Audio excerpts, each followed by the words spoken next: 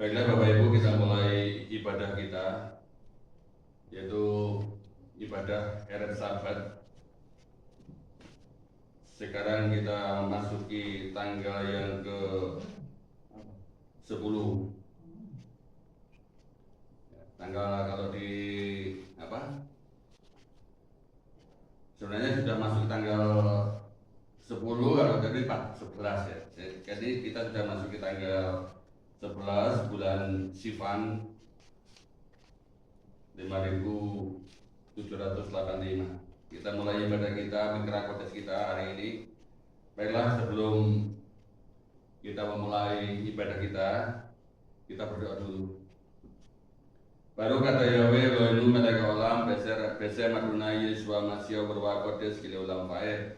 Bapak Yahweh, Engkaulah Raja alam semesta yang menciptakan kami di dalam nama Adonai Yesua Masya, yang kami sembah di dalam nama Adonai Yesua Masya. Pada saat hari ini kami memulai acara ibadah kami.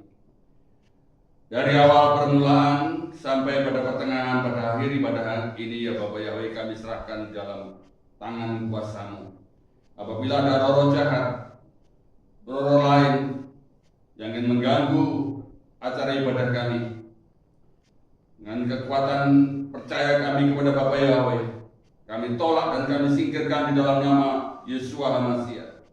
Bapak Yahweh yang berkuasa dalam acara kami ini, dan kami memulai ibadah kami hanya di dalam nama Tuhan kami yang Maha Kuasa, dalam nama Bapak Yahweh Yesua HaMashiach. Haleluya, amin. Kita memulai dengan penyalaan menorah.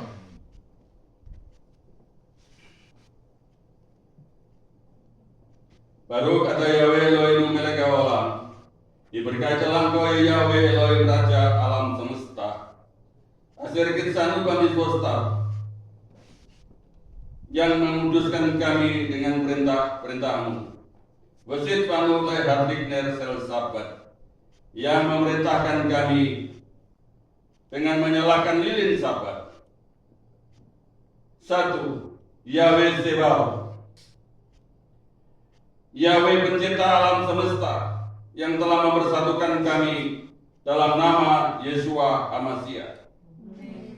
Yahweh sama, Yahweh yang hadir dalam kehidupan kami, yang memberi roh hikmat dalam rumah tangga kami. Yahweh Nisi, Yahweh yang kami tinggikan dalam rumah tangga kami, yang memberikan roh akan pengertian. Yahweh Yireh, Yahweh yang menyediakan segala sesuatu dalam kehidupan kami, dan roh takut akan Yahweh. Yahweh Gibor, Yahweh adalah kekuatan kami, serta yang memberikan roh keperkasaan. Yahweh Elion adalah Yahweh yang maha tinggi, yang kami tinggikan dalam hidup kami, yang memberikan roh pengenalan akan kebenaran kepada kami. Yahweh Yesua HaMashiach, Yahweh adalah juru selamat kami.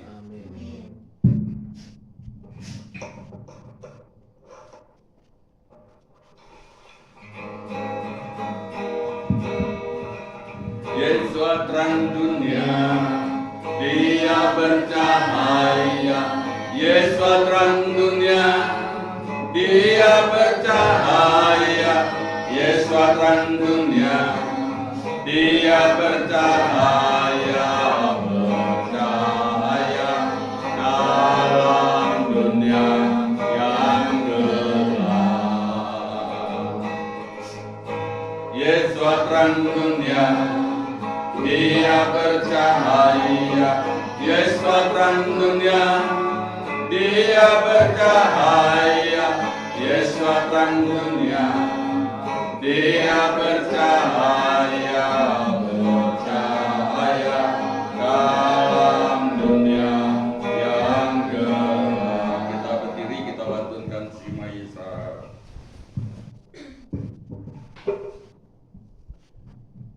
Shema Yisrael, Yahweh Elohenu, Yahweh Ea.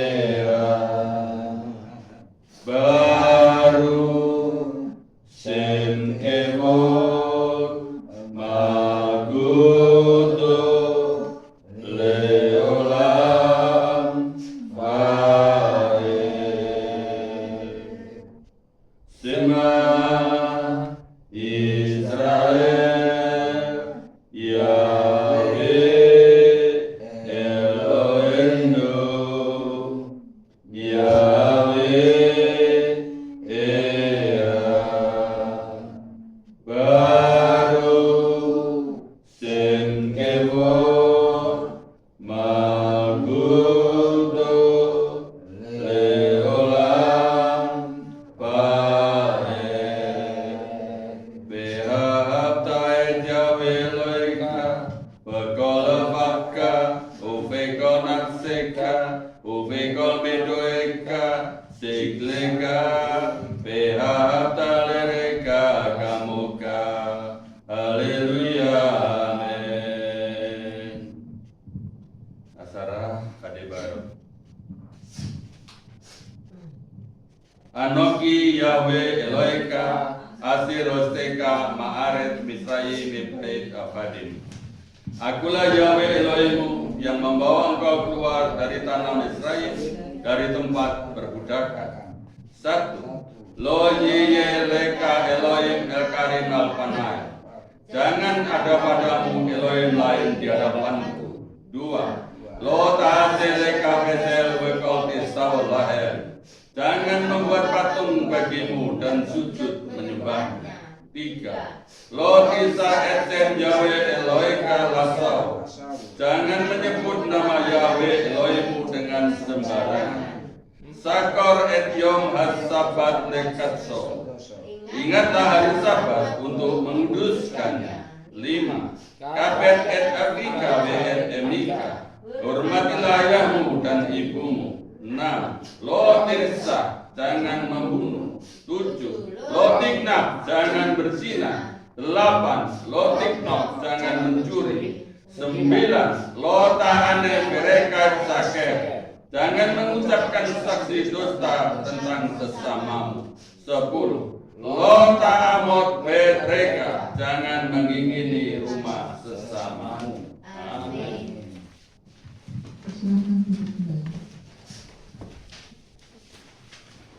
Sahabat Shalom, Bapak Ibu semuanya. Halo.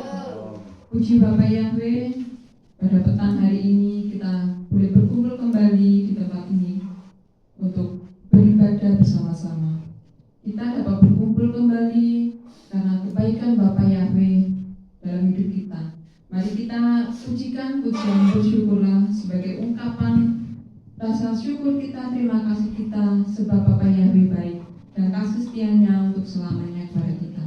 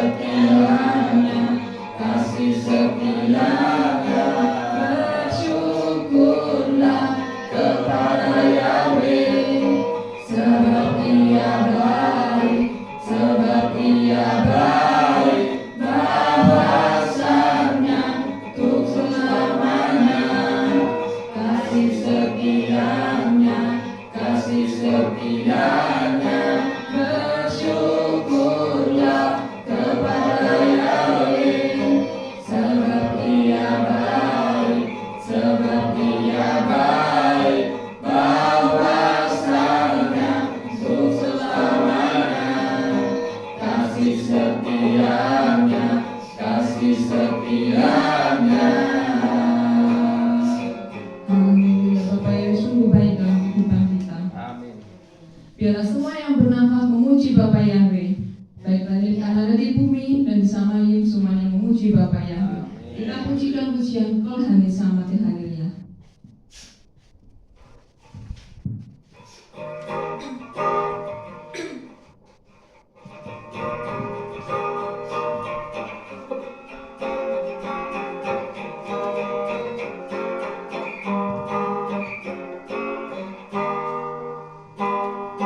Kol Hane Samate Haleluya.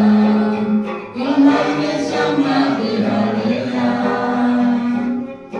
Kol Hane Samate Haleluya. Kol Hane Samate Haleluya. Biarlah semua yang bernafas memuji nama Yahweh. Biarlah semua yang bernafas memuji nama Yahweh. Haleluya, haleluya. Kol Hane Samate Haleluya. Haleluya, haleluya. Kol Hane Samate Haleluya. Kol Hane Samate Haleluya. Kol Hane Samate Haleluya. Kol Hane Samate Haleluya. Kol Hane Samate Haleluya. Biarlah semua yang bernafas memuji nama Yahweh. Biarlah semua yang bernafas memuji nama Yahweh. Haleluya, haleluya. Kol Hane Samate Haleluya.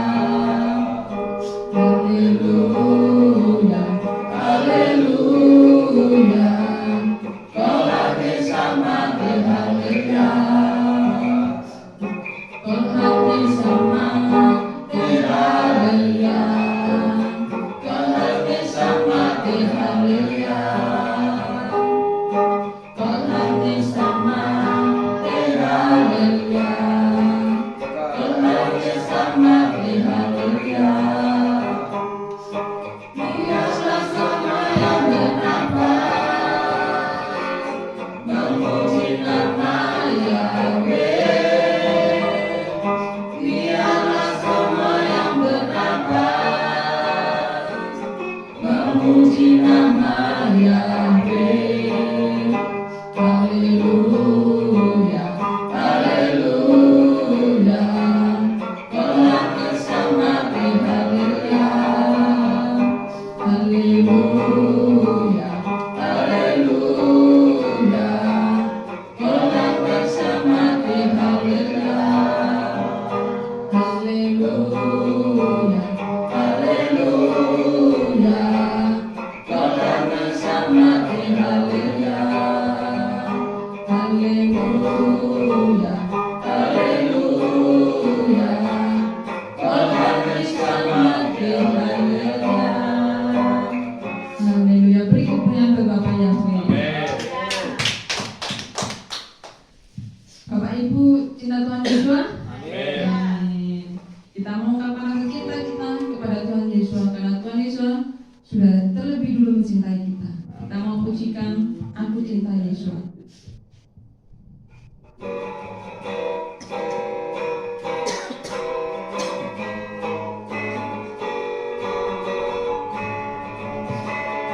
Aku cinta Yesus dalam hati.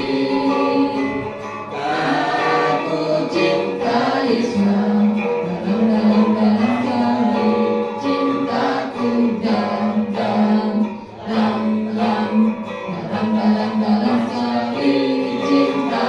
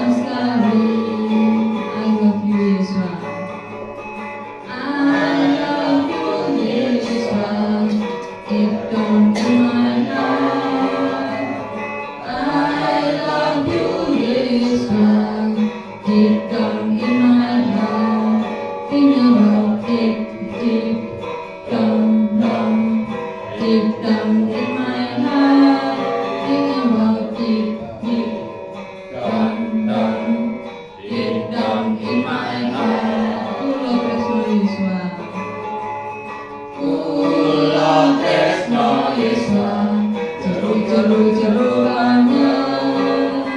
Kulo Kresno Yeswa, jeru banget.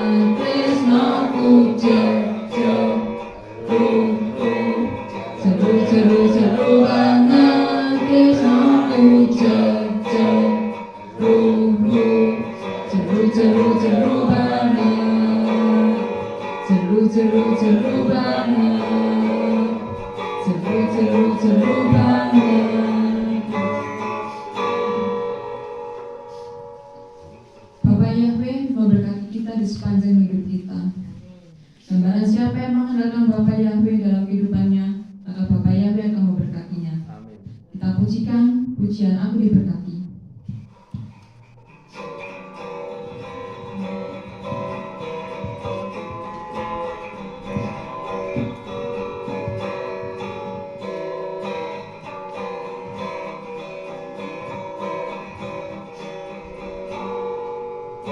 Aku diberkati, sepanjang hidupku diberkati. Dari bangun pagi hari, siang berganti malam, aku diberkati. Aku diberkati, sepanjang hidupku diberkati. Bangun pagi hari, siang berganti malam, aku diberkati. Diberkatilah orang yang mengandalkan Yahweh. Diberkatilah orang yang mengandalkan Yahweh. Diberkatilah orang yang mengandalkan Yahweh, yang menaruh harapnya hanya kepada Yahweh. Aku diberkati, sepanjang hidupku diberkati. Dari bangun pagi hari, siang berganti malam, aku diberkati. Aku diberkati, sepanjang hidupku diberkati. Dari bangun pagi hari, siang berganti malam, aku diberkati. Diberkatilah orang yang mengandalkan Yahweh. Diberkatilah orang yang mengandalkan Yahweh. Diberkatilah orang yang mengandalkan Yahweh, yang menaruh harapnya hanya kepada Yahweh, yang menaruh harapnya hanya kepada Yahweh, yang menaruh harapnya hanya kepada Yahweh. Hanya nama Yahweh yang layak ditinggikan dan diagungkan di atas seluruh bumi. Kita mau bersorak, kita mau serukan nama Yahweh. Kita pujikan, ditinggikan, diagungkan.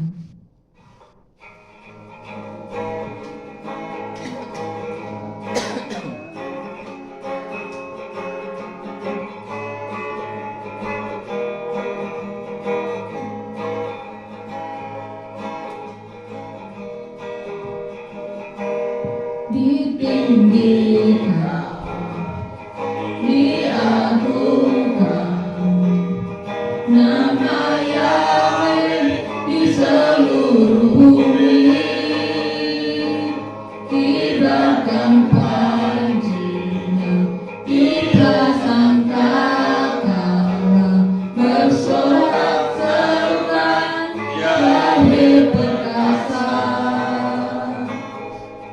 Semua lutut akan bertelut, semua lidah akan mengaku, akan memujimu dan menyembahmu. Engkaulah Esa yang patut dipuji. Ajaib dan hebat semua rancanganmu, hingga ku kagum atas perbuatanmu. Dasar perkasa, agung dan mulia, itu semuanya hanya bagimu Yahweh.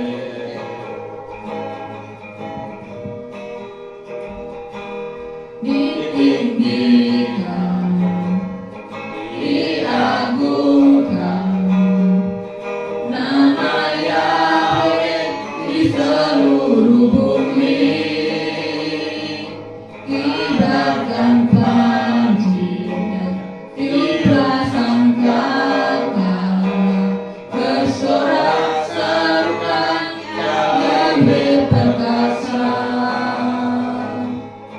Semua lutut kan bertelut, semua lidah akan mengaku, kan memujimu dan menyembahmu.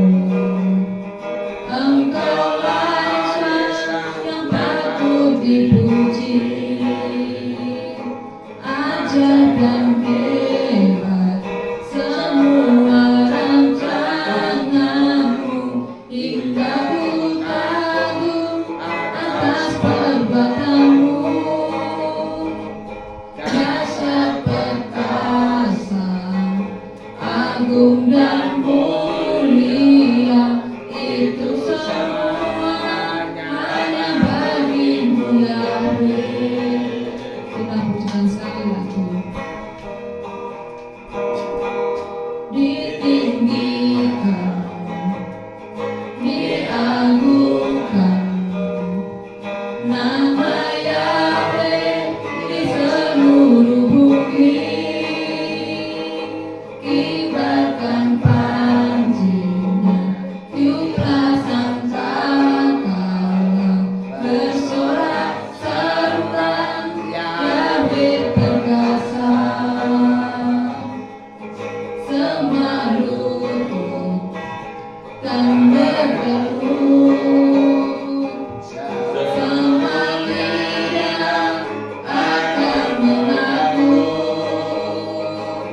kan memujimu dan menyembahmu. Engkaulah Esa yang patut dipuji. Ajaib dan hebat semua rancanganmu,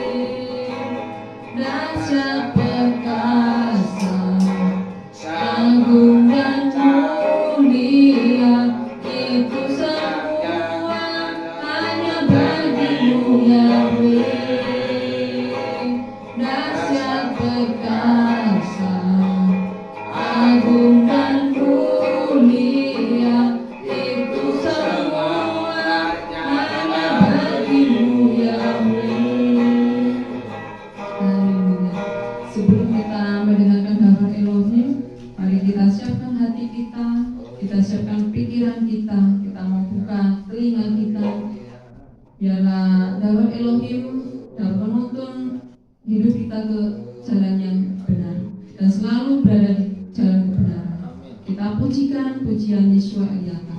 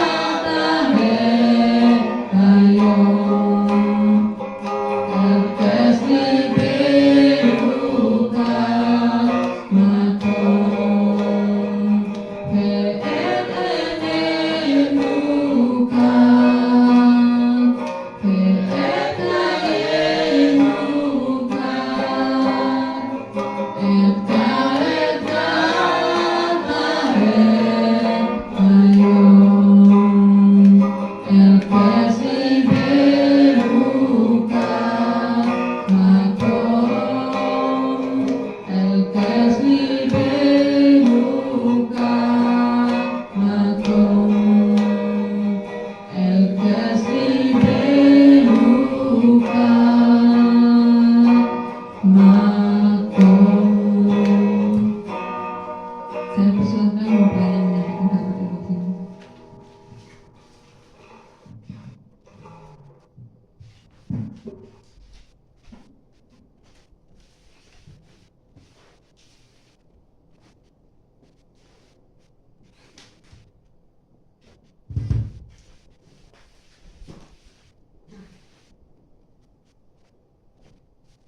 Assalamualaikum. Shalom. Puji pada Bapak Yahweh, Bapak Ibu semua bisa hadir di tempat ini karena hanya kemurahan dari Bapak Yahweh. Bapak Ibu yang dari jauh, dari Sileragung, dari Genteng, sama berhimpun di tempat ini karena kemurahan dari Bapak Yahweh. Amin. Sekarang kita memasuki hari Erev Sabat, tanggalnya yaitu masih tanggal 6 ya. Tanggal 6 masuk ke tanggal 7.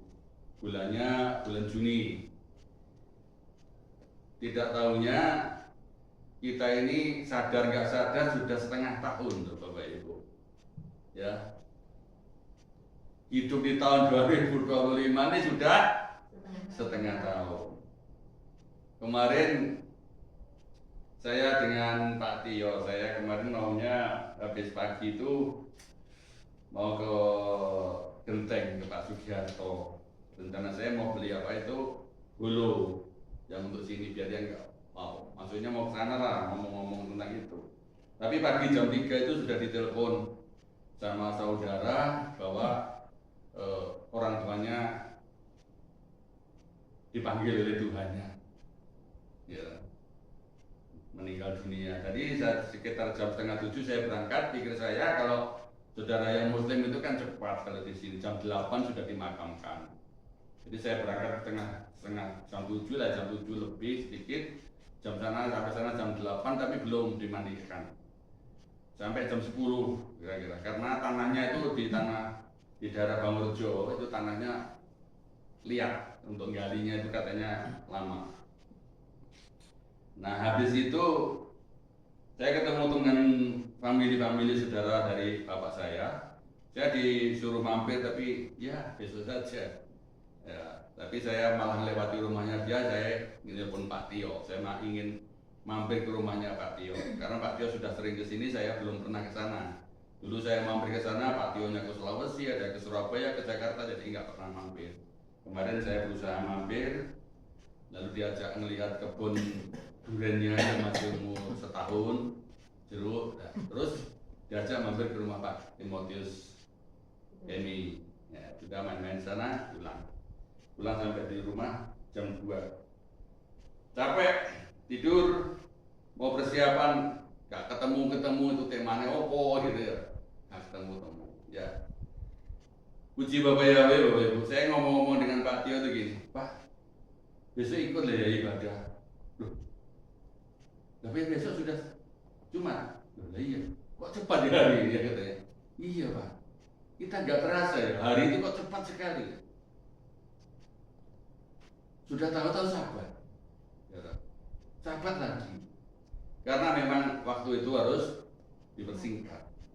Kalau tidak dipersingkat, ya nanti saya yakin anak-anak Tuhan atau memang kuasa si Satan itu ingin sekali menguasai dunia dengan segera, sehingga waktu ini dipercepat. Oleh karena itu Bapak Ibu, habis itu saya baca-baca di rumah itu kitab Matius pasal 24 tentang kedatangan Tuhan. Iya, ya saya banding-bandingkan rasanya kok sudah cepat sekali. Rasanya kalau sudah mau merasakan mau kedatangan Tuhan, mau rapture itu mau kerja semangatnya turun. Terus akhirnya dalam hati saya timbul pemikiran begini, udahlah, semuanya percaya rencana Tuhan. Kita boleh kalau melihat di sana, akhirnya saya melihat di YouTube tentang akhir zaman. Banyak pendeta-pendeta yang sekarang ini menafsirkan pada akhir 2025, awal 2026 sudah waktunya rapture. Ada yang menafsirkan sejak dulu. Tetapi saya ingat satu pesan dari Bapak Yahweh dan Tuhan Yesus. Kamu boleh berjaga-jaga, kamu boleh menghitung waktu. Memang waktunya rasanya sudah cepat sekali. Tapi satu hal, rahasia tahun, tanggal, waktunya hanya Bapak Yahweh yang tahu. Tuhan Yesus kira-kira tahu nggak Bapak Ibu? Kalau di kitab itu Tuhan Yesus kan nggak tahu. Ini sering dijadikan polemik dari orang-orang debat. Oh, kenyataannya nggak tahu itu bukan. Tuhan Yesus tahu. Tapi tidak mau memberitahu. Supaya kita apa? Biar nggak lemah. Ya pokoknya terjadi betul tanggal 25 akhir. Sekarang ini sudah bulan 6. Tinggal tengah tahun lagi, males banget cok. Tapi kemarin saya pulang dari Patio itu melihat di sawah. Wah, durianku masih ada harapan. Jadi mikirnya begini Bapak Ibu. Kalau kita bekerja, Tuhan Yesus datang rapture itu masih 1000 tahun lagi. Tetapi kalau kita beribadah, kita berdoa menghadap Tuhan, Tuhan itu datang sesaat hari ini. Karena kita tidak tahu. Ya. Saya ngomong sama Pak Tio, kita itu menghadapi dua dunia, Pak. Ya toh? Kalau orang-orang di luar sana paling hanya satu dunia, satu pandangan. Pandangannya pokoknya aku kerja keras mendapatkan uang kaya luar biasa kan ya gitu. Wes pokoknya mendapat kekayaan. Karena kemarin pas saya di rumah orang meninggal itu ketemu seorang yang bikin toko bangunan itu modalnya aja ya toh, itu hampir 25 miliar. Kalau dari beli tanah, bangun rumah, terus beli alat-alatnya, untuk yang jual itu 25 miliar. Luar biasa, ya toh. Wah, kekayaannya luar biasa. Itu kan di orang dunia, ya nggak apa-apa mereka memikirkan kekayaan. Tetapi kalau kita itu mempunyai dua pengharapan, jasmani dan kalau enggak rapture Tuhan datang sesuai yang dijanjikan itu memang waktunya sudah dipersingkat. Bisa juga kita rapture secara pribadi atau lebih dahulu sebelum rapture kita sudah mendahului seperti almarhum Pak Nitsel, ya toh. Kemarin sahabat itu masih khotbah tentang rapture. Terus hari Selasanya depan kita ada ibadah di sini, dia mengajak Zoom saya, dia sakit sebulan kemudian sudah lebih dahulu dipanggil juga. Nah, itu namanya secara pribadi. Oke, Bapak Ibu itu dulu itu rangkaian kesaksian perjalanan saya kemarin. Jadi belum tema khotbah. Karena khotbah saya itu kalau saya khotbahkan setengah jam aja habis, jadi saya tambah kesaksian. Karena nggak panjang. Oke, saya akan masuk aja kepada renungan. Renungan saya ini nggak banyak, hanya berapa poin, hanya 5 poin. Saya kasih judul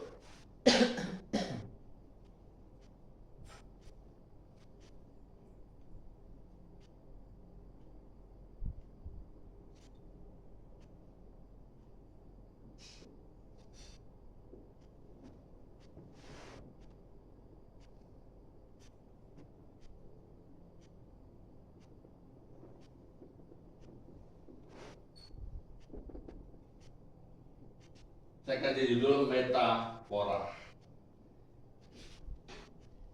Jadi renungan firman ini nggak terlalu panjang, saya kasih judul metafora.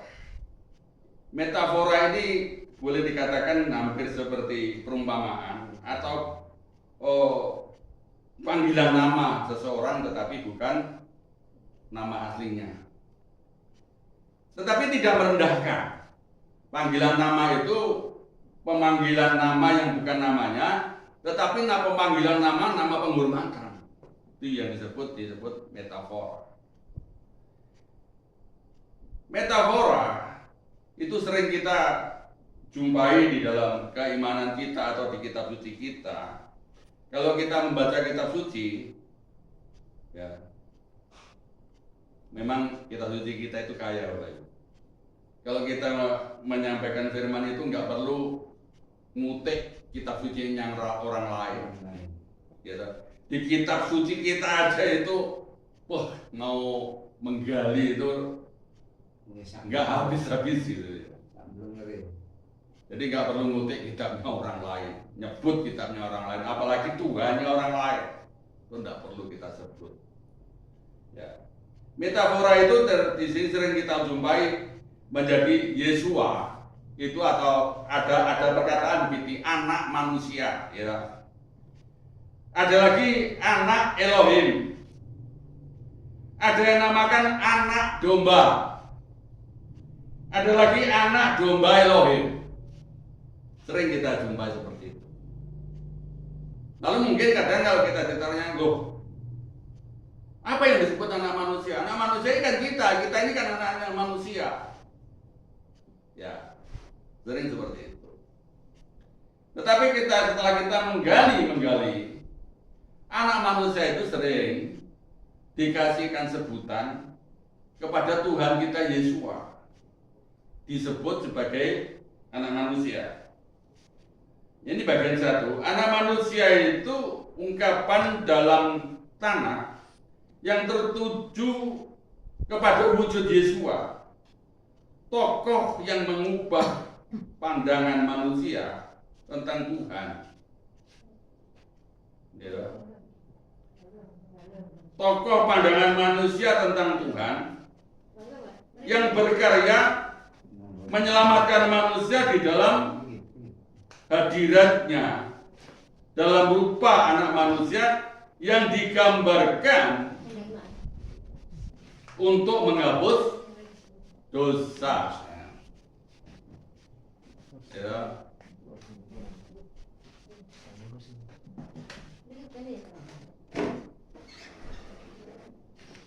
Selamat datang Pak Yosef, Pak Muryadi, Kak Tini. Selamat datang di Mitra Kodes hari ini. Kita sudah 1 minggu melangkah dari Hari Raya Pencurahan Roh Kudus. Saya dari ini, jadi anak manusia itu menggambarkan suatu tokoh yang mengubah pandangan manusia tentang Tuhan, yang berkarya menyelamatkan manusia dalam kehadirannya, dalam rupa anak manusia yang digambarkan untuk menghapus dosa. Bapak Ibu, ini gambarannya begini. Dulu, sebelum manusia ini menemukan Tuhan, orang kebanyakan Bapak Ibu, di luar bangsa Israel, itu banyak bangsa-bangsa, banyak negara-negara, bangsa-bangsa yang kuat. Mereka ini menemukan kebenaran, tetapi kebenaran mereka sendiri. Mereka menyembah Tuhan yang dianggap Tuhan adalah dewa-dewa, batu-batu, roh-roh lain. Kalau di dunia apa itu mistik, itu ada dunia apa itu, dunia raksasa, ada roh setan, ada roh Banaspati. Nah, kemarin saya melihat apa itu, pulang itu melihat ada kesenian namanya yang terkenal dari Banyuwangi itu jaranan, gitu.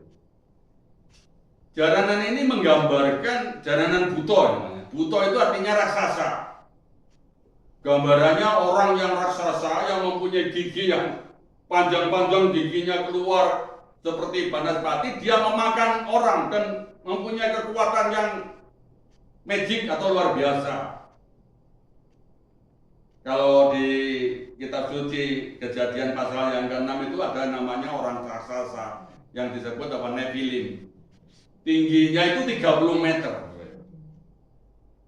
Kalau tiang listrik itu berapa meter, Pak? 6 meter. Tiang listrik yang JTM. JTM itu Yang bukan yang tinggi, yang JTM itu yang menengah, itu yang ngalir di pinggir-pinggir jalan. itu 7 meter, Pak. 7 meter lebih nggak, Pak? 10 meteran ya? Ya sekitar 7 lebih. Kalau JTT itu sutet itu lebih dari 40 meter ya. ada 80 meter kalau JTT.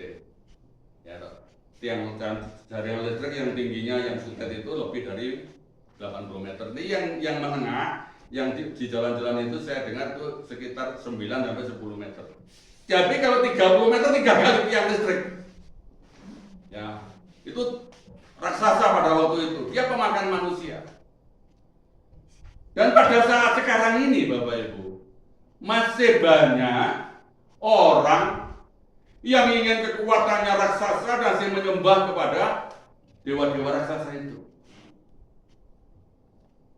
Nah, kalau yang dahulu, orang-orang ini setelah keluar dari air bah, setelah zamannya Noah, saya baca di kitab-kitab Esdras, sampai itu kemarin saya baca kitab 2 Esdras, itu ada orang-orang yang menyembah kepada dewa-dewa, dan dewa-dewa itu setiap tahun harus mengorbankan, diminta pengorbanan anak sulung. Ya, kalau di Jawa itu dulu ada kisah yang namanya Prabu Dewata Jengkar. Bukan Cengkar, Jengkar. Jengkar itu artinya hadir. Ya, bahasa Jawa itu jengkar itu artinya hadir atau bertindak. Umpamanya dalam bahasa Jawa Gusti Prabu badhe jengkar saking kraton umpamanya. Jengkar itu artinya melangkah. Lah dewata jengkar itu artinya dewa yang hadir. Itu kalau di kisahnya Jawa itu ada seorang raja dulu namanya Dewata Jengkar, dewa yang hadir ke bumi. Dia memakan manusia. Setiap tahun atau ya setiap hari dia makan manusia. Anak-anak muda yang sulung, anak-anak muda yang laki-laki yang muda itu harus diserahkan kepada Dewata Jengkar untuk dimakan setiap hari. Dari kampung-kampung itu harus mendapatkan jatah untuk memberikan persembahan anak muda yang sulung, anak barep. Ya, kalau orang Jawa bilang anak barep itu harus diserahkan. Demikian juga zaman dahulu itu ada penyembahan dewa-dewa yang harus mengorbankan anak manusia atau anak sulung dari manusia. Masih diberi gambaran oleh Bapak Yahweh kepada si Abraham. Abraham dengan Bapak Yahweh, itu Bapak Yahweh bukan seperti dewa. Tapi pada zaman Abraham itu, orang-orang di luar imannya Abraham, orang-orang yang di luar nyembah Bapak Yahweh, mereka itu mempersembahkan anak sulungnya Bapak Ibu. Nah, Bapak Yahweh mau coba-coba imannya Abraham. Coba Abraham tak suruh mengorbankan anaknya yang sulung seperti orang-orang yang sana yang menyembah kepada dewa-dewa. Abraham nurut atau enggak? Padahal anak tunggal lagi, yang lainnya enggak ada. Dari seorang yang ibu yang sarah, tapi kalau ada yang ibu simpanannya ada si Abraham. Tetapi ketika disuruh, Abraham berjanji, hatinya yakin, nggak mungkin Bapak Yahweh. Tapi seandainya mungkin pun, saya siap. Nggak mungkin lah kalau Bapak Yahweh menyuruh anak saya si Ishak untuk dikorbankan. Tapi di kitab Yasar jelas sekali, kalau pada waktu itu Ishak rela mau dikorbankan pun siap. Di kitab Yasar malah bilang gini, Pak, nanti kalau sudah saya dikorbankan, jangan bilang ibu ya. Nanti khawatir kalau ibu nanti stres. Kalau saya sudah disembelih, saya sudah nggak ada di samping bapak, bilang aja saya belum pulang. Kalau saya baca dramanya susunan katanya di kitab Yasar itu sampai bisa saya ikut menangis gitu. Itu kalau di kepercayaan lain nggak jelas. Tapi kalau di kitab Yasar ditulis jelas. Pada waktu perjalanannya mau menuju ke Gunung Moria itu, ya, kayak apa itu di situ dihadang setan, gitu, dihadang Oh, ada di sini dulu padang gurun kok jadi sungai besar karena setan mau menghalang-halangi. Itulah yang disebut anak manusia. Maka Tuhan Yesus, Bapak Ibu, dia datang di dunia ini untuk menyatakan dirinya sebagai anak manusia. Kalau orang Jawa dikatakan anak laki-laki yang sulung itu diharapkan besok ya, bisa mikul dhuwur mendem jeru. Ini peribahasa ya Bapak Ibu. Atau saya katakan perkataan metafora tadi. Mikul dhuwur mendem jeru itu artinya bisa junjung derajatnya keluarga dan bisa membuatkan kesuburan atau kenikmatan di dalam rumah tangga orang tuanya. Artinya nanti kalau orang tuanya mati dipendem 10 meter ke dalamnya, bukan seperti itu. Tapi bisa membuatkan kemakmuran di dalam keluarga. Merubah situasi keluarga yang dulunya mungkin orang tuanya sederhana, sekarang karena anaknya yang sulung ini menjadi seorang yang baik sehingga kehidupannya keluarga itu terangkat. Itu disebut mendem jeruk, mendem pikul dhuwur, mendem jeruk. Oke Bapak Ibu, kita membaca di dalam kitab Daniel pasal 7 ayat yang ke-13.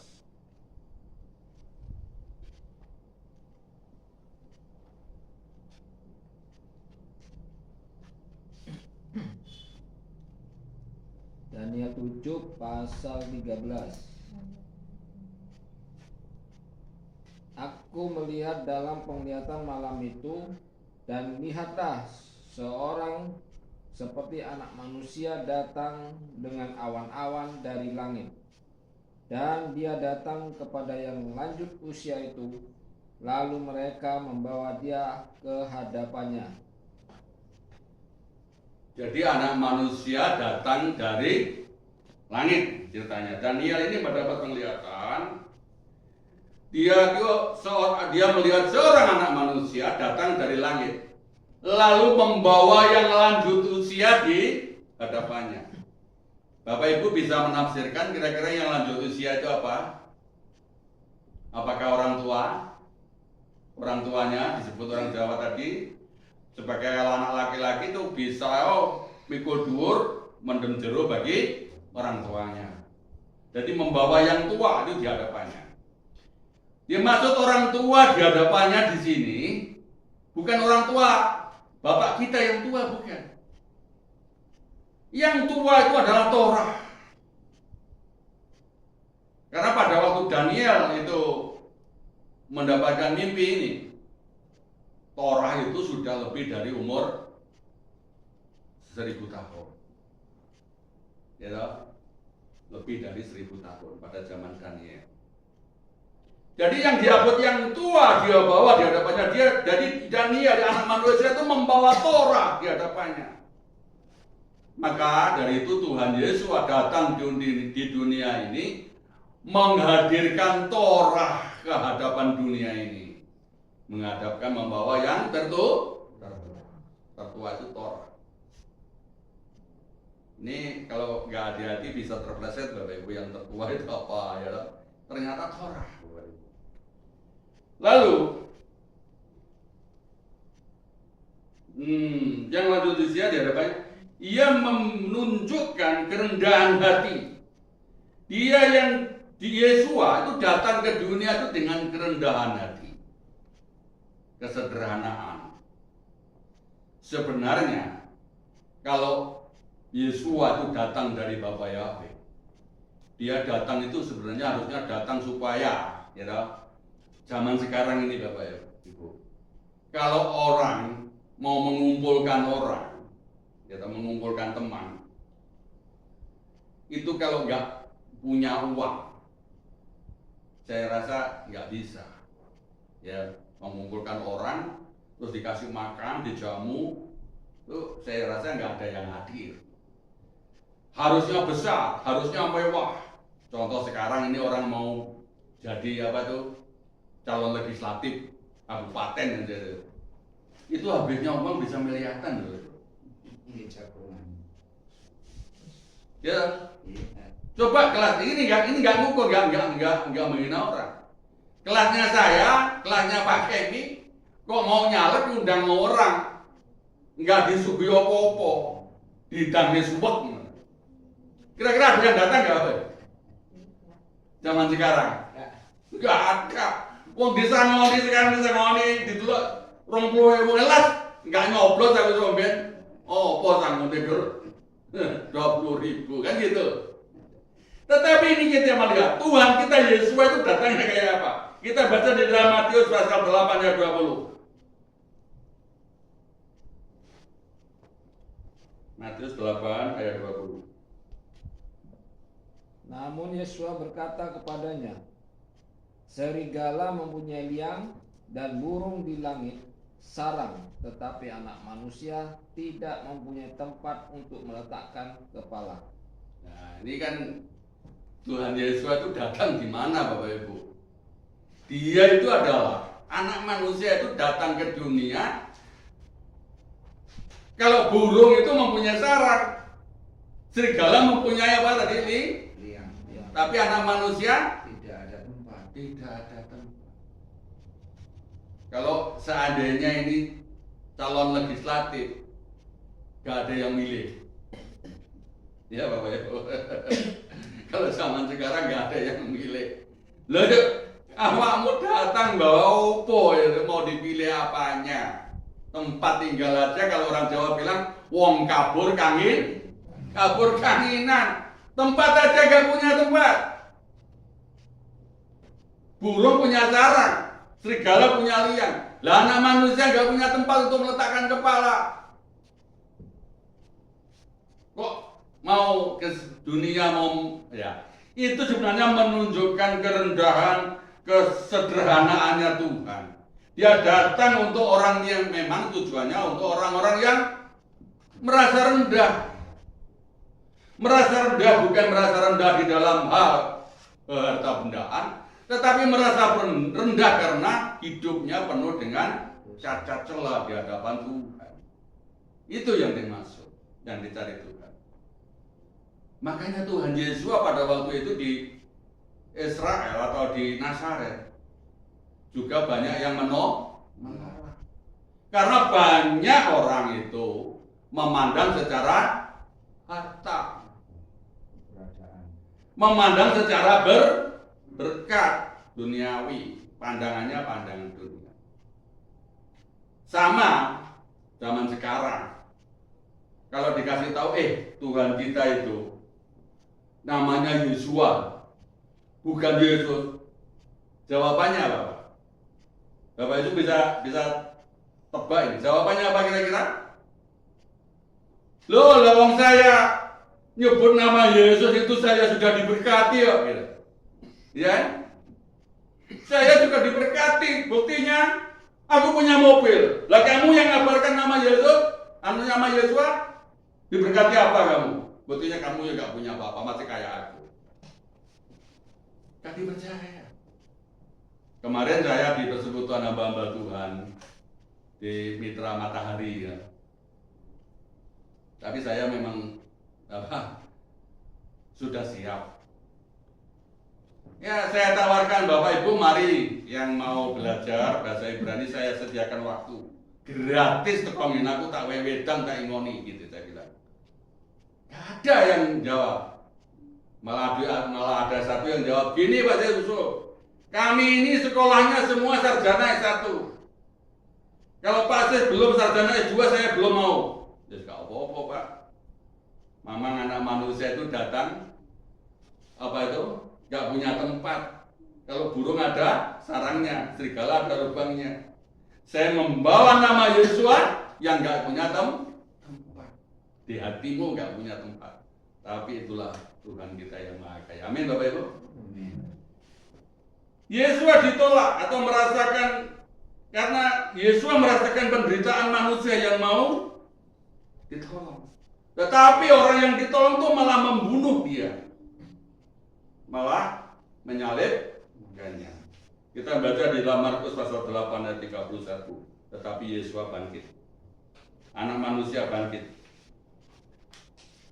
Markus 8:31. 8 ayat 31. Dan dia mulai mengajar mereka bahwa seharusnya lah anak manusia menderita banyak hal dan ditolak oleh para tua-tua dan imam-imam kepala dan para ahli kitab, dan dibunuh dan bangkit kembali setelah 3 hari.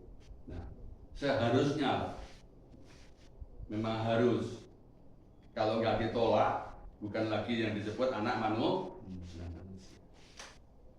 Anak manusia itu ternyata gelar itu diberikan kepada saudara dan saya, bapak ibu saya juga disebut anak manusia karena oleh gelar Yesua itu diberikan pada kita. Tetapi gelar Yesua dalam Markus 8 ayat 31 memang seharusnya anak manusia itu ditolak dan dibunuh dan mati di kayu salib. Tetapi dunia akan melihat,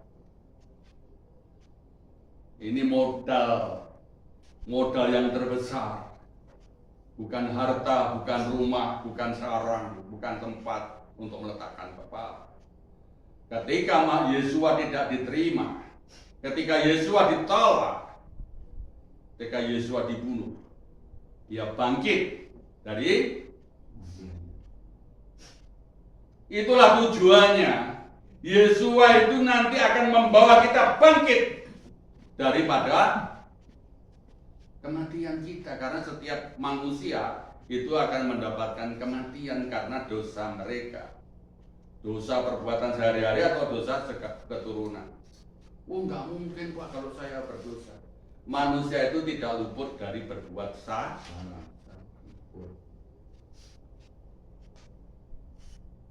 Ada cerita Bapak Ibu,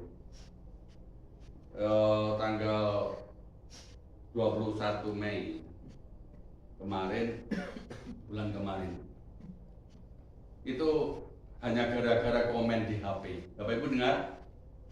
Anak muda itu gara-gara dia secara langsung di TikTok dikomeni anak remaja umur 18 tahun.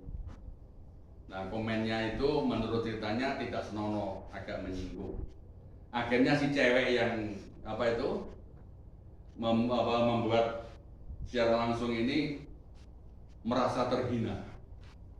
Akhirnya lapor sama si kekasihnya, si cowoknya. Nah, anak yang komen ini adalah anak itu Sembulung, touring. Akhirnya dipanggillah anak yang komen ini, katanya suruh minta maaf, rekonsiliasi, ada perdamaian, minta maaf. Datang karena merasa bersalah. Setelah sampainya di Talang, Bangurjo, ya, anak yang komen ini tadi dihajar. Dihajar pun tidak membalas karena merasa salah. Sudah minta maaf. Dihajar oleh pacarnya cowok ini. Nah, anak yang komen ini tadi dijemput oleh temannya anak perempuan tadi, anak dua jemput. Setelah sampai situ, setelah gak berdaya, ditusuk dadanya yang sebelah kiri. Akhirnya sampai gak bisa bernapas dan disebutkan mati. Itulah perbuatan manusia. Orang yang katakan orang kok tidak bersalah, nggak berdosa, itu saya ada Tuhan, makanya Tuhan Yesus datang di dunia menjadi anak manusia. Itu tujuannya anak manusia tadi akan mengorbankan dirinya untuk dosa yang dilakukan seperti itu supaya tidak lagi berbuat dosa. Makanya dia anak manusia itu datang membawa yang tertua, membawa Torah, kebenaran Bapak Yahweh. Kemarin itu saya renungkan begini Bapak. Kita yang disebut Tanakh, Nevi'im, Ketuvim, atau yang disebut Besorah, atau Injil Perjanjian Lama dan Perjanjian Baru, itu kalau kita mungkin Pak, itu ceritanya kan cerita dongeng, cerita lama Bapak Ibu. Ya, mulai zaman penciptaan, manusia ada, manusia berkembang, manusia berbuat dosa, lalu manusia itu diselamatkan oleh Tuhan, dikasih peraturan, dikasih hidup, Jadi manusia itu gambarannya di kitab suci itu tata cara kehidupan manusia. Mulai manusia diciptakan, berkembang, manusia itu membuat suatu kota, membuat komunitas, lalu manusia itu caranya menyembah Tuhan, caranya berbuat benar, Tuhan memberikan peraturan. Sebenarnya itu kitab itu. Ya, kitab perjanjian lama itu cara berkomunikasi, cara menghakimi orang, cara bernegara, cara berumah tangga, cara menyembah Tuhan yang baik, yang benar. Di situ tuh mengajari seperti itu Torah. Torah itu jujur, kitab suci itu jujur. Orang yang salah, orang yang berdosa pun diceritakan. Bukan yang benar toh yang diceritakan, yang salah, orang yang dihukum itu dicatat, diceritakan.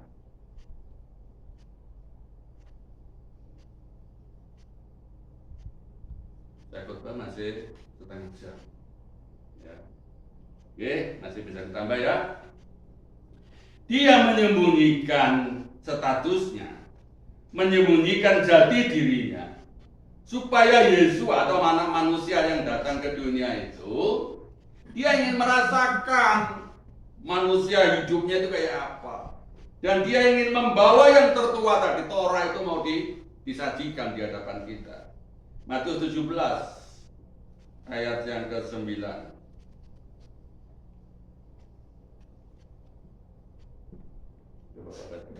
Matius 17 ayat 9. Dan sementara mereka turun dari gunung, Yesus memberi perintah kepada mereka dengan berkata, "Janganlah kamu menceritakan kepada siapapun penglihatan itu sampai dia, anak manusia itu, dibangkitkan dari antara orang mati." Nah, di sini itu Tuhan Yesus itu membawa murid-muridnya, dibawa naik ke tempat gunung. Lamanya 9 hari.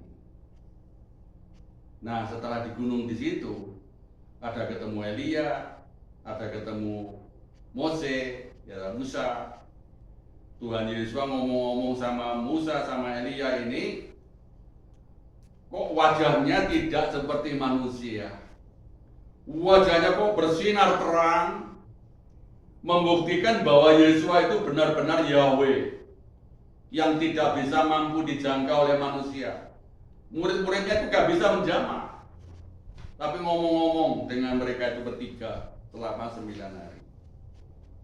Setelah selesainya waktu, murid-muridnya dada turun, Tuhan Yesus pesan, nanti kalau engkau sudah turun, ya, jangan kau menceritakan kepada orang-orang itu kalau dia itu sebenarnya calon penebus manusia, ya anak manusia yang calon menebus manusia dari dosa-dosa itu. Ini banyak orang yang mengatakan menebus dosa manusia. Pak Kemi kemarin tak tanya, Pak Kemi dosanya sampean ditebus mau? Boleh? Boleh Pak Kemi? Dosa sampean ditebus boleh gak Pak Kemi? Dosanya kita bisa manusia nih tebus. Jadi kalau dosanya nggak boleh Pak ya? Dosanya ditebus, diri kita nggak ditebus ya. Yang ditebus itu adalah jiwa kita. Iya, bukan dosa-dosa dibuang ke laut. Jadi di situ Tuhan Yesus atau anak manusia, kamu jangan bercerita kepada siapapun. Ini masih dirahasiakan. Keberadaan anak manusia atau Yesua itu, yang sebenarnya adalah Yahweh sendiri, itu dia harus dirahasiakan sampai Yesua bangkit.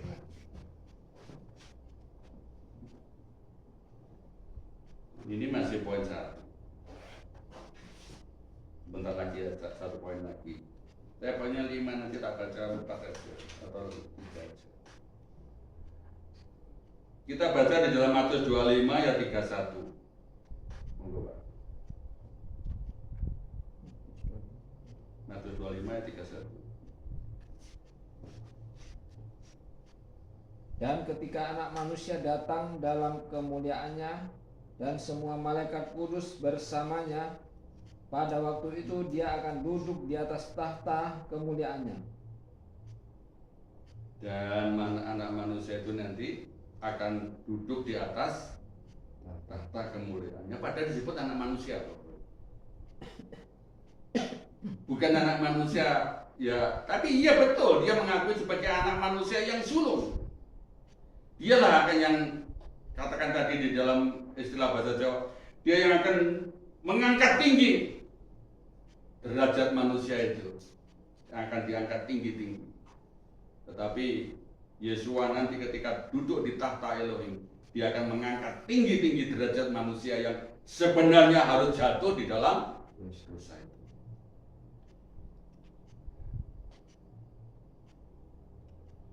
Ini masih tentang anak manusia. Sebentar lagi kita baca Wahyu 1 ayat 13, Pak. Kita melihat Yesua sebagai hakim anak manusia, ya. Wahyu 1 ayat 13. Dan di tengah-tengah ketujuh kaki pelita itu ada orang serupa anak manusia yang memakai jubah panjang dengan di dadanya terlilit sabuk emas. Ya. Di tengah-tengah kerumunan malaikat itu ada anak manusia, ya, yang berdiri memakai jubah panjang dan memakai sabuk emas. Itu dia hakim. Dia nanti akan Yesua atau anak manusia itu nanti akan menjadi hakim pada waktu akhir zaman nanti. Sekarang kita melihat yang kedua, anak Elohim, atau kalau di dalam TB itu disebut anak Allah. Dalam apa itu terjemahan baru disebut anak Allah. Makanya sering disanggah oleh orang-orang yang menyembah pada Allah, Allah itu tidak beranak. Ya. Gitu. Tapi di sini saya sesuai di kitab ILT, saya katakan anak Elohim. Yesua diberi gelar putra Elohim. Itu kita melihat di dalam Galati 4 ayat 4.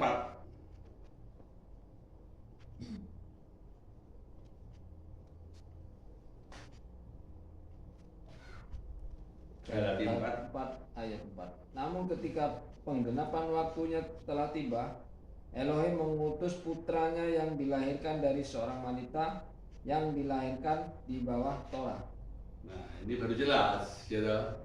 Setelah anak Elohim itu, Yesua itu diberi gelar putra Elohim karena Elohim itu lahir. Putra Elohim itu dari seorang wanita di bawah apa tadi? Bawah Torah. Jadi dia itu datang terlahir di bawah Torah, itu maksudnya dia lahir di dalam kuasanya Torah atau kehendak kebenaran Torahnya Yahweh. Ini makanya sangat keterlaluan kalau mereka banyak orang-orang yang percaya, mengaku percaya tapi menyatakan Torah tidak berlaku. Jadi Yesua itu lahir itu di bawah Torah. Artinya di bawah Torah itu dengan kekuatan Torahnya. Torahnya Yahweh. Yaitu Tanakh Noviim dan Torah Noviim Ketuvim. Elohim yang dilahirkan oleh Torah itu, anak manusia itu disebut putra Elohim yang diperanakan secara alami seperti manusia. Dia juga berdiri sebagai hakim. Tadi dilihat tadi di dalam Wahyu pasal 1 ayat 13 tadi. Hakim bagi manusia. Ada ayatnya tadi untuk hakim itu kita baca di dalam kitab Mazmur pasal 2 ayat 27. Mazmur 2 ayat 7. Mazmur 2 ayat 7. Ya.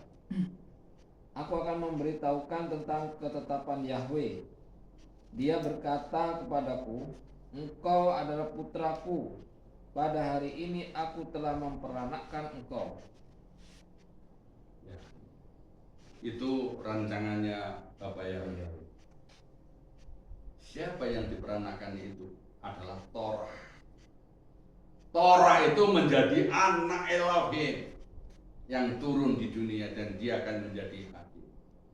Makanya kemarin pada waktu hari raya turunnya Torah, turunnya Ruach HaKodes, hari raya Pentakosta, itu kita katakan bahwa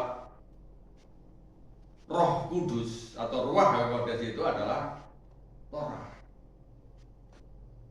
Nah, anak manusia itu datang membawa Torah. Makanya Torah dan anak manusia, di anak Elohim dan Torah adalah tetap satu. Kemarin saya menjawab pertanyaan begini. Orang yang percaya kepada Tuhan itu pada waktu dipenuhi Roh Kudus itu memang harus berbahasa roh. Lalu ketika berjalan di dalam kegelapan, lalu diserang oleh kuasa roh jahat atau orang jahat, lalu Roh Kudus datang membela. Bayangannya orang kebanyakan Roh Kudus itu seperti Casper. Pernah lihat film Casper? Ada roh, gambarnya tubuhnya manusia gitu, bisa lewat, tunggul-tunggul di depan itu, tapi nggak bisa dipegang, tapi Casper baik itu suka menolong. Gambarannya seperti itu. Atau gambarannya seperti pemain kuda lumping. Ya, kuda lumping nanti kalau sudah kesurupan, timbul kekuatannya gitu ya. Mencecer gitu. Ada roh kekuatannya. Lalu dengan siapa itu pawangnya ditanya, namamu siapa? Namaku Jim ini. Tinggalnya di mana? Di bawah pohon bambu. Ya mungkin begitu ya. Itu bayangannya. Jadi bayangannya orang-orang yang menerima Roh Kudus itu pada waktu pencurahan Roh Kudus duduk sini ada api burak-burak di atasnya, lalu berbahasa roh, wala kan begitu. Atau bisa langsung nyihir orang, langsung ditemuk, blek, langsung roboh semua, gitu. Mungkin begitu. Tidak selalu begitu. Apakah boleh begitu? Boleh, tapi tidak selalu. Roh Kudus itu berupa Torah atau Dafar, firman Bapak Yahweh. Ketika kita itu sedang marah, ini namanya manusia ya, sedang marah mau membunuh orang, katakan, emosinya tinggi mau membunuh orang. Nah di sini ingat, oh iya, aku pernah baca firman Tuhan, membunuh orang itu berdosa, gak jadilah. Itulah yang disebut dipenuhi Torah atau dipenuhi Roh Kudus. Jadi Torah itu juga Roh Kudus. Jadi yang paling sering adalah berupa firman, berupa dafar, bukan berupa seperti sosok tadi, seperti Casper tadi, bukan seperti itu. Jadi orang kalau tidak pernah baca Torah, ya nggak bisa diingatkan oleh Roh Kudus. Ya, gimana? Mungkin Bapak Ibu pernah dengar, nah ternyata ada orang Kristen tapi kok nipu. Ya, ada orang Kristen kok nipu. Ada orang Kristen kok gitu perkataannya, kok marah-marah, mendelik-mendelik. Ya. Nah, orangnya itu karena tidak kepenuhan Torah, nggak ada Roh Kudus yang memperingatkan. Hatinya itu tumpul, nggak ada tulisan yang pernah dibaca lewat di mata rohaninya atau di hatinya, nggak ada. Jadi ya kehidupannya tetap seperti itu.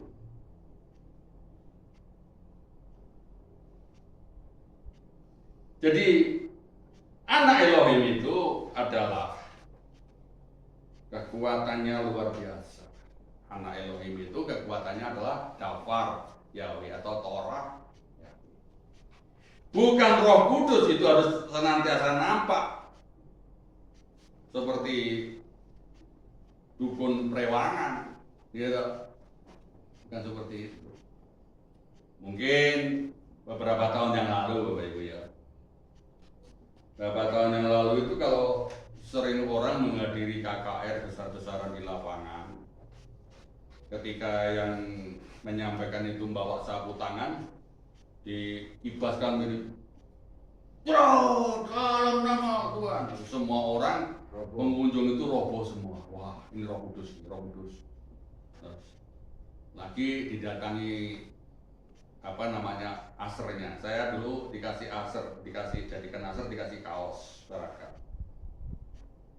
Nah, saya ngelihat orang roboh-roboh itu saya biarkan. Ya roboh karena PDW ya. Saya nggak roboh ya biarkan, datangi sendiri gitu. Terus ada yang datangi. Dudukan saya, Basaro. Ya sudah, mau pengertiannya seperti itu. Ya. Di lapangan itu dulu saya melihat di lapangan mana ya, Robo Jambi kan nggak salah dulu. Kita loncat ini bab yang ketiga, yang poin yang ketiga ya. Tak loncati dulu saja karena ini sudah 1,5 jam. 1 jam ya, 1 jam ya. Jadi jam 6, setengah 7, setengah 6. Ya sudah setengah jam. Oke Bapak Ibu, kita melihat satu ayat yang mengatakan bahwa kita ini juga adalah diadopsi oleh Tuhan. Kita melihat anak adopsi, bagian yang masuk ini anak adopsi. Anak adopsi adalah pengangkatan anak orang lain menjadi anak yang sah, bersertifikat, dan menerima warisan. Anak tersebut harus ikut yang mengangkatnya atau yang mengadopsi. Kita baca Roma 8 ayat 15. Juga kita lagi Roma 8 ayat pungut lagi di ayat yang ke-23. Roma 8 ayat 15.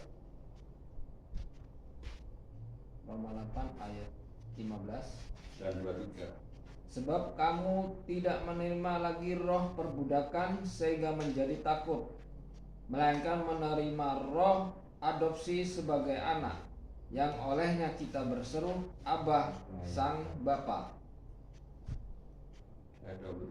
Dan bukan hanya itu, tetapi juga kita sendiri dengan beroleh buah sulung roh, kita di dalam diri kita sendiri juga mengeluh sambil sungguh-sungguh menantikan adopsi sebagai anak, yaitu penebusan tubuh kita. Ya, jadi penebusan tubuh kita. Jadi penebusan itu kalau kita dulu jiwa kita, tapi sekarang ini pada akhir zaman nanti Tuhan Yesus itu bukan nebus jiwa kita, sampai juga tubuh kita. Karena nanti kita itu kalau memang kebagian Bapak Ibu, kita akan diangkat hidup-hidup bersama tubuh kita, tubuh kemuliaan. Di sini ada yang namanya anak adopsi. Kita ini sudah diadopsi oleh Bapa Yahweh menjadi anak. Saya kemarin mendapatkan video dari teman saya yang di Malang sana. Dia mengundang anak-anak panti asuhan. Dan anak-anak panti asuhan itu dikasih makan, diajak berdoa, dikenalkan nama Bapak Yahweh, dikasih makan enak, pulang masih dikasih beras. Ya. Anak-anak panti asuhan ini ada yang dari Kalimantan, ada yang dari Jakarta, dari Jambi, dari Medan, dari Nias, dari Papua ada, dari Ambon ada. Nah, anak-anak panti asuhan inilah disebut anak-anak adopsi. Mereka tidak mampu di sana, tidak mampu sekolah, tidak mampu hidup yang layak, lalu diadopsilah dengan seorang pendeta, lalu di situ disekolahkan. Nah, anak-anak adopsi ini kita ambil pengertiannya, dia sudah meninggalkan orang tuanya, ikut kepada orang yang mengadopsi dan mendapatkan sertifikat pengakuan sebagai orang tua sah, dan harus tinggal bersama orang tua yang mengadopsi.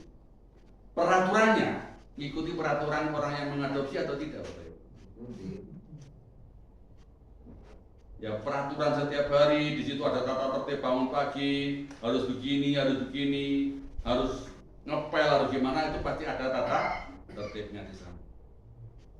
Nah, ternyata ada salah satu anak yang dari NTT itu tidak mau mengikuti tata tertib. Akhirnya orang tuanya sana disurati oleh si orang yang adopsi itu, enaknya anak ini kemanakan, dikembalikan atau bagaimana? Ya, yang ngirim itu, ya kalau memang nggak bisa dipimpin, nggak bisa mengikuti peraturan di tempat kamu, ya dikembalikan aja. Akhirnya setelah mendapatkan berita dia mau dikembalikan, dia mau tunduk. Oh, mohon maaf Pak, saya nggak mau dikembalikan, saya mau mengikuti peraturan di sini. Demikian juga anak adopsi itu adalah kita. Kita ini diadopsi oleh Tuhan melalui Yesus Masias, melalui putra manusia tadi, melalui putra Elohim yang mengadopsi kita. Karena dia tadi membawa apa? Tata tertibnya. Yang tertua di hadapannya itu adalah tata tertibnya, adalah Loh, kalau kita sudah gak mengikuti Torah, yo balik ke sana pada orang tuamu. Apa Torah itu, Bapak? Ya peraturan Torah. Apa aja? Ya setiap asar di Barot yang kita bacakan ini, menghormati orang tua, ya, jangan berzina, jangan mencuri, ya harus berbuat baik kepada mengasihi sesama manusia, makanan-makanan yang kosher, 7 hari raya, ibadah Sabat harus kita lakukan. Loh, kita suruh ibadah Sabat gak mau, gitu. Hari lain. Ngambil hari lain. Oh, aku gak iso Tuhan nek Sabat. Aku karepku gak Sabat. Aku tetap mau ikut engkau, tapi hari ini aku ibadahnya gak Sabat. Ya terserah. Tapi Tuhan tidak menyediakan berkat, ya, tidak menyediakan tempat untuk ibadah selain hari Sabat. Karena sudah ditetapkan oleh Bapak Yahweh sendiri sejak Kejadian. Ya, oleh sebab itulah Bapak Ibu, juga hak yang diadopsi itu, ya, hak orang yang diadopsi itu menerima semua peraturan dalam perjanjian, yaitu Torah. Lalu yang menerima hak daripada itu juga nanti menerima hak waris. Hak warisnya yaitu kerajaan Samaim. Maunya mau masuk surga gitu, bahasanya yang populer surga. Ya. Maunya masuk surga, tapi melakukan Torahnya nggak mau. Bagaimana? Ya, ibaratnya orang itu gini. Kamu mau kaya, sudah dikasih sawah, tapi nggak mau ngerjakan sawahnya, nggak ditanami sawahnya, atau malah dijual katanya pakai ini. Ya nggak dapat kekayaan itu. Kita ayat penutup. Ini ayat ini enak aja penutup ya. Cepet kan? Nggak sampai 2 jam, nggak sampai berapa jam. Ayat penutupnya Pak. Efesus 1 ayat 5. Efesus 1 ayat 5. Dengan menentukan kita sebelumnya sebagai anak adopsi baginya melalui Yesua Hamasiah sesuai dengan perkenan kehendaknya. Ya, itu sudah dimateraikan tadi. Dengan menentukan bahwa kita ini anak yang diadopsi, lalu kita melakukan semua perintahnya. Ya kalau kita sudah diadopsi oleh Tuhan, nggak mau melakukan perintahnya. Loh, maksud kita yang adopsi? Iya.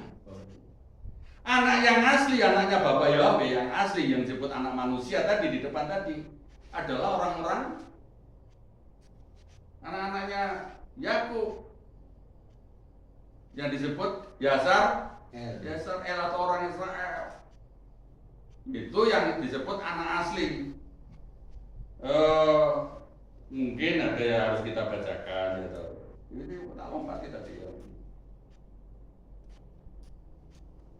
Di situ ada Yahweh itu memerintahkan bahwa orang Israel itu akan menjadi anaknya dan Bapak Yahweh itu menjadi bapaknya. Ya.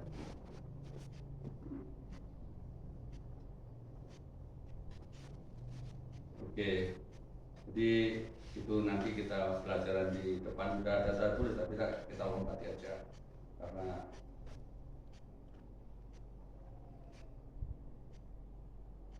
ya. Bapak Ibu Saudara kita yang terkasih dalam Tuhan kita Yesus Masiah, kita sebagai anak adopsi, Yesua sebagai anak manusia, itulah yang mana manusia itu yang disebut anak sulung, ya, sebut anak sulung manusia. Menjadi pemimpin, istilahnya orang Jawa, dia akan mampu mengangkat derajatnya manusia di hadapan Bapa Yahweh. Kalau seperti tradisi orang-orang Timur, itu anak sulung itulah yang diharapkan menjadi nanti mengangkat derajatnya orang tuanya. Demikian Yesua sebagai anak manusia atau anak sulung itu yang nanti yang mengangkat derajatnya kita semua. Kita diangkat lebih tinggi dari keadaan kita yang seharusnya masuk dalam penghukuman karena dosa, masuk dalam neraka. Ya, kalau kita bilang katakan neraka, tentang neraka itu bahasa apa saya tahu, kalau ada penghukuman itu nanti pada akhir zaman itu disebut neraka. Kita nggak masuk neraka, kita akan diangkat derajat kita lebih tinggi, masuk dalam kerajaan sama. Sukses besar bagi kita semua. Bapak Yahweh memberkati.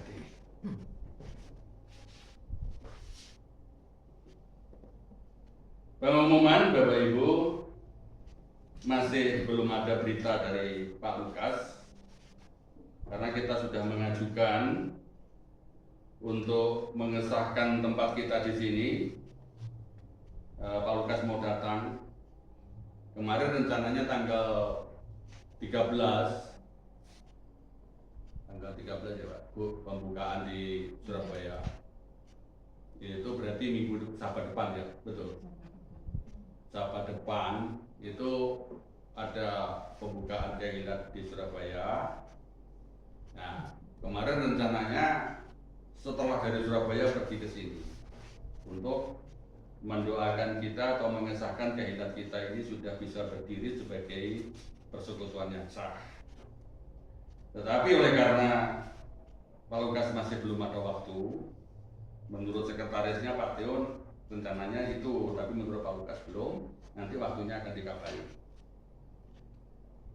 Kita berdoa supaya nanti Pak Lukas bisa datang ke tempat ini untuk mengesahkan tempat kita menjadi persekutuan yang sah, dan kita benar-benar bernaung dalam sinode yang berizin di bawah perlindungan organisasi pemerintahan.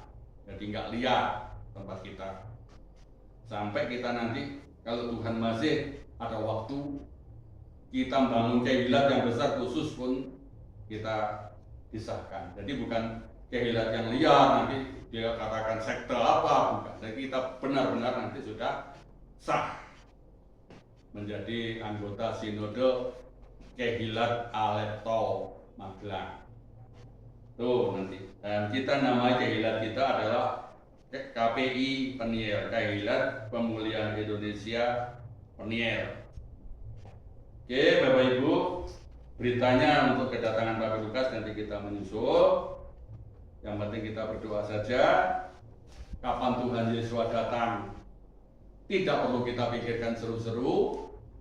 Kita tetap bekerja sebagai pencari nafkah masih tetap semangat berdoa secara roh.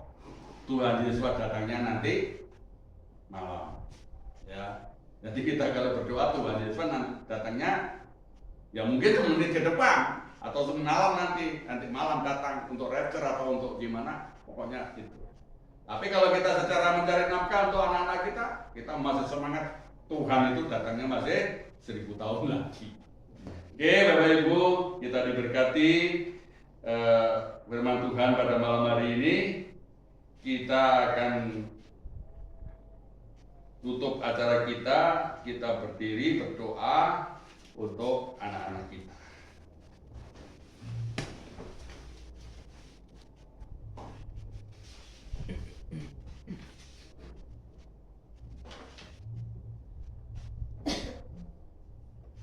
Terpujilah namamu ya Bapa Yahweh atas segala kemurahan-Mu.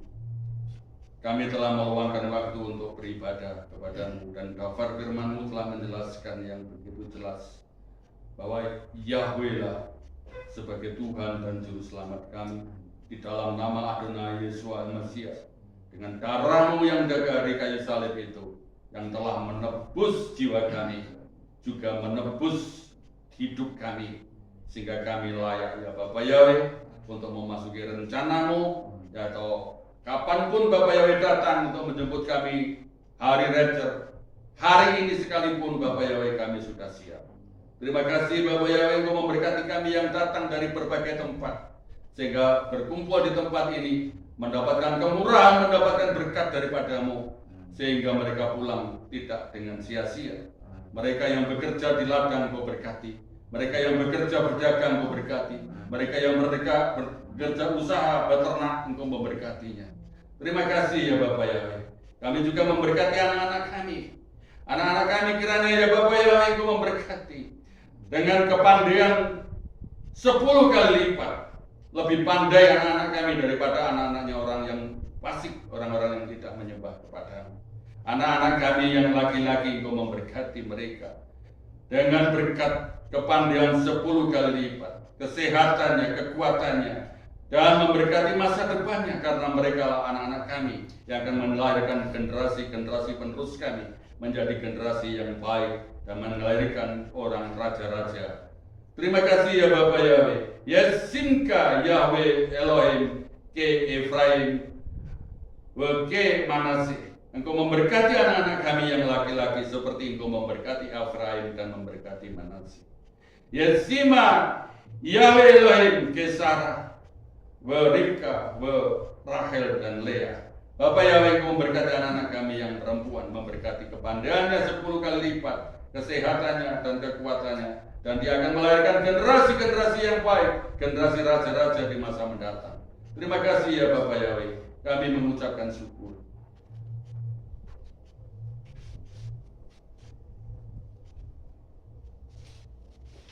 Kita berdoa Avenu Sebasamayu. Avenu Sebasamayim Yim Kades Simka. Bapa kami yang ada di Samayim, dikuduskanlah nama-Mu. Tafo Malkut Kaya Ares Resonka Kefa Samayim Ken Bares. Datanglah kerajaan-Mu, jadilah kehendak-Mu di Samayim juga terjadi di bumi. Et lachem bukenutan lanu hayam. Berikanlah kami pada hari ini makanan kami yang sesukupnya. Uslah lanu al kaitenu kefisil siolkim gam anahnu lakotim lanu. Ampunilah akan kesalahan kami, sebagaimana kami juga mengampunkan orang yang bersalah kepada kami. Venu ledinision ki imkal tesenu minhara. Janganlah membawa kami kepada kecobaan, namun lepaskan kami daripada yang jahat. Kileka hamalaka bea kepura bea tiferet. Karena Engkaulah yang mempunyai kerajaan dan kuasa dan kemuliaan. Le olame olame. Amin. Sampai selama-lamanya. Amin. Kita berdoa penutup untuk doa berkat Bapak Ibu semua. Nanti setelah ibadah ini selesai, Bapak Ibu jangan pulang kita makan bersama. Tadi saya mendapatkan berkat untuk kita nikmati bersama-sama, yaitu roti alami. Ya. Nanti kita nikmati roti yang dari Tuhan langsung tanpa ada raginya, yaitu roti suwok. Ya. Doa berkat. Yevareka Yahweh Ve'yismereka. Amin. Yair Yahweh Panaeleka Vihuneka. Amin. Isa Yahweh Panaeleka Ve'aseneka. Shalom. Amin. Ken Yehi Rasul. Baruk ata bair ufaruk ata besades. Engkau akan diberkati di kota dan engkau akan diberkati di ladang. Amin. Baruk pri et maka betenka ufri et maka ufri benteka sekara leveka viaserotsonka. Engkau akan diberkati buah kandunganmu, diberkati hasil bumimu, hasil ternakmu, hasil lembumu dan anak-anak dombamu. Baru tanaka misarteka, diberkatilah bagulmu dan tempat adonanmu. Baruk ata beveka, baruk ata beseka. Engkau akan diberkati pada waktu engkau masuk dan diberkati pada waktu engkau keluar. Amin. Baruk ata Yahweh Elohim melek haolam besem Yesua Hamasya waruah kodes kide olam fae. Diberkatilah Yahweh Raja penguasa alam semesta di dalam nama Yesua Hamasya dan Ruah HaKodes sampai selama-lamanya. Amin. Amin. Haleluya. Bapak Yahweh memberkati kita semua. Sahabat Shalom. Sahabat Shalom. Sahabat Shalom. Sahabat Shalom.